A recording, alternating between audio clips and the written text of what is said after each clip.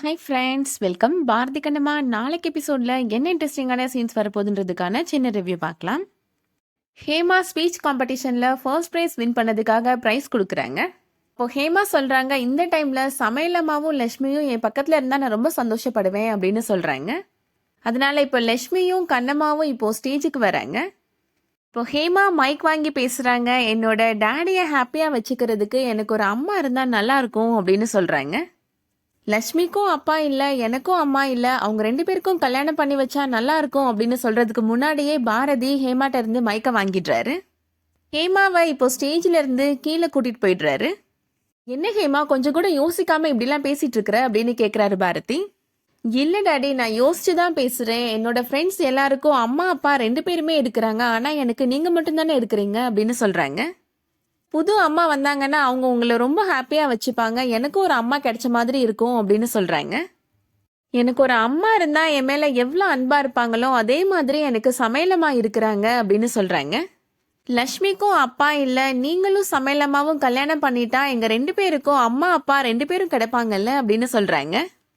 நம்ம எல்லாரும் சேர்ந்து ஒரே வீட்டில் ஒன்றா சந்தோஷமா இருக்கலாம் டாடி அப்படின்னு ஹேமா சொல்கிறாங்க. ஹேமா சொல்கிறத கேட்ட உடனே பாரதிக்கு ரொம்ப கோபம் வந்துடுது.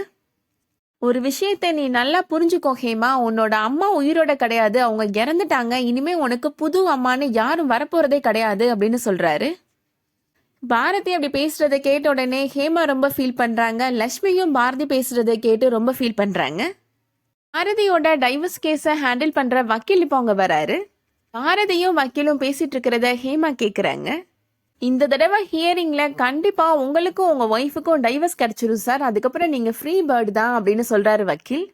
அதை கேட்ட உடனே ஹேமாவுக்கு அதிர்ச்சியாக இருக்குது. என்னோட அம்மா உயிரோட இல்லைன்னு தானே டேடி சொன்னார், அப்புறம் எப்படி என்னோட அம்மாவை இவர் டைவர்ஸ் பண்ண முடியும் அப்படின்னு யோசிக்கிறாங்க.